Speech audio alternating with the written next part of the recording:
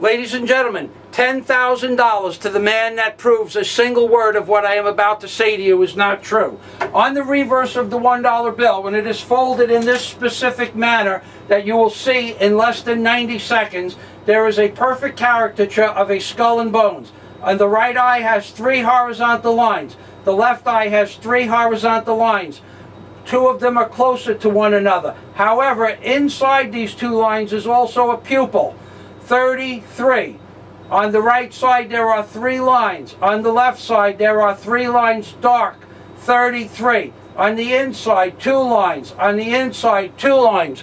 33 and 32. Now you know I'm not so smart, so I don't know what all of that means. But what I do know is that's on the reverse of the $1 bill, and the person that proves that this is not on the back of the $1 bill receives $10,000. Here is the caricature of the skull and bones on the reverse of the $1 bill, and I will unfold this for you in a moment. There it is. The same caricature that you see on the screen. When I invert it, it becomes an owl. The owl's wings are outstretched over the seed pods. $10,000 to prove me wrong. And now I'm going to invert it once again, show you the skull and bones once again. I'm going to back it off slowly, and I'm going to take the tape off of it, and I'm going to unfold the bill so that you can see that there is, in fact, a skull and bones, a bat that is known as the hog-nosed bat, with the skull and bones as its nose. That's why it's called the hog-nosed bat, because this skull and bones forms a nose, and this is a horned owl. That's right, ladies and gentlemen. You would never think it, but my name is Michael Fazio. I have written a book with 3,000 depictions that I have discovered on the reverse and obverse of the $1 bill. The name of the book, you all know the name of the book, is Angels on the Ark by Michael Fazio. But what you didn't know is that I created a science to prove everything that I just said to you. And this science is the science of Fazi-Gami. Because when you look at the end of a $1 bill, it looks like you've been looking at it since you were born. However, if you fold it slightly, it changes into what appears to be 2 faces, before and behind, which represent the 6-winged seraphim faces. It also turns into what appears to be a bullock or a calf. However, when Fazi-Gami takes its place in history, Fazi-Gami, by one simple fold of that same $1 bill, by changing the optical angles that the light rays hit and refract upon, the 2-plane pictograph becomes a 3-dimensional construct because of something known as non-Euclidean optics, which is way over most people's head. But any human being on earth that just heard the word non-Euclidean optics knows that what I just said is true, and this science exists. I am the discoverer of this non-Euclidean optics upon the reverse of the $1 bill that no human being in 1934 could have accomplished.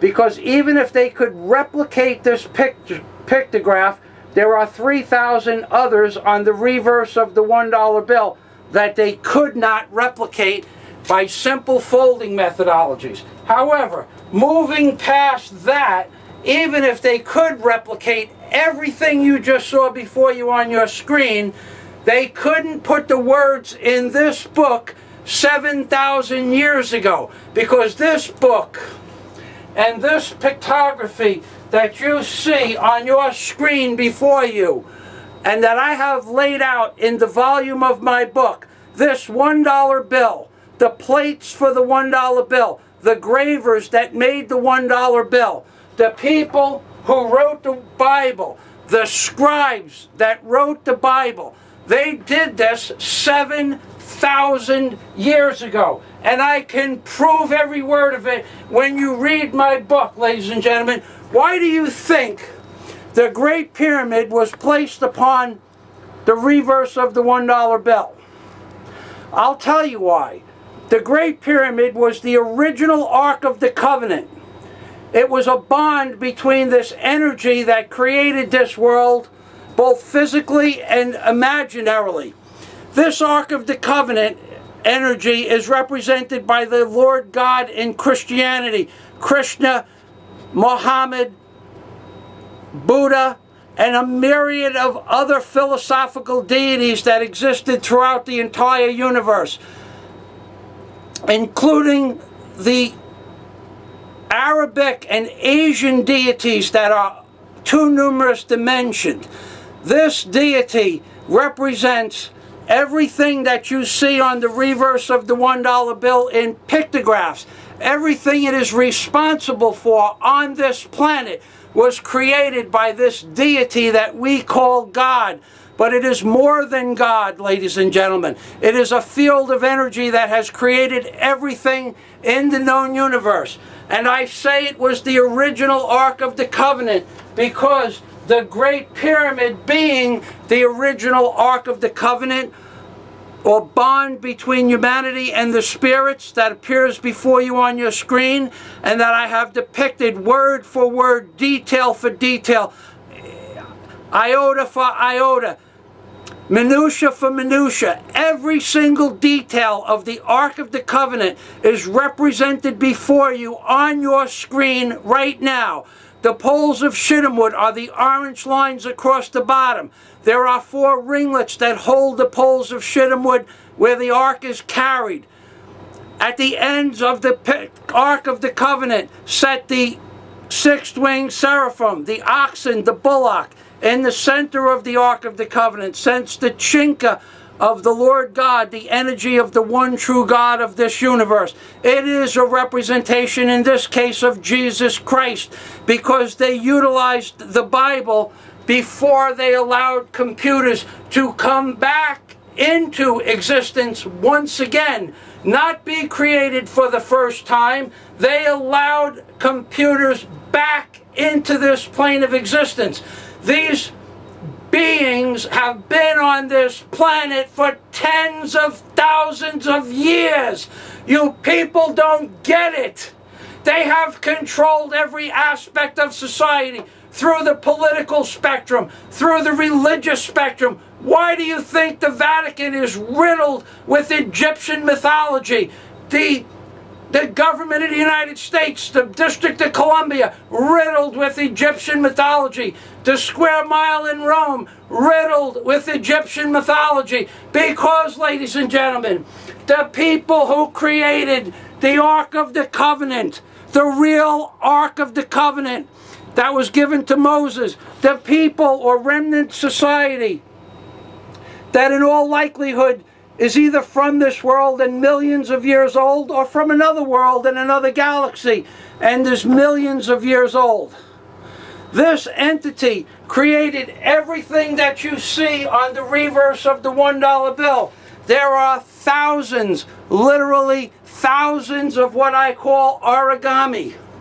Things I have discovered on the reverse of the $1 bill. The 6-winged seraphim with faces before and behind. Look at the wings, folks. The bullock lashing its tongue on all 3 sides. That's how a bullock does it. The 2-dimensional construct where you see virtually nothing, and yet I can tell you it is the beginning and entrance into King Solomon's temple. The 6-winged seraphim with a simple fold, you can see the 6-winged seraphim. The original Ark of the Covenant that also represents the first 18 verses of the book of Genesis. Precisely, each and every verse in the book of Genesis is represented in this God pod. Every single detail in the God pod is represented in the book of Genesis, the first 17 verses. The heavens, the light of the Lord God, that let there be light. The Lord God itself, the waters that appeared, the landmass, the seeds, the herbs, the grass, the small fig trees on either side of the base of the Ark of the Covenant.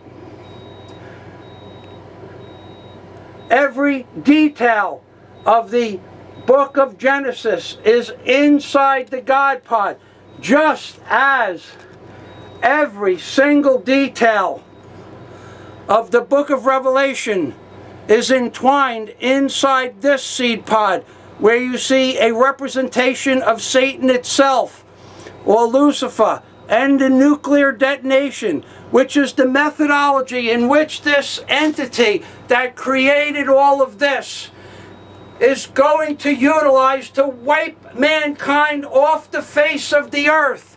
And just before this video ends, because I mentioned radiation and the methodology in which they are going to wipe us off the face of this earth, I want to thank Kevin Blanch, who is probably the greatest and most gifted spokesperson for the American people and the people of this world. I want to thank Kevin Blanch for his dedicated insistence that this radiation is killing everybody on the planet. We are all dead, folks!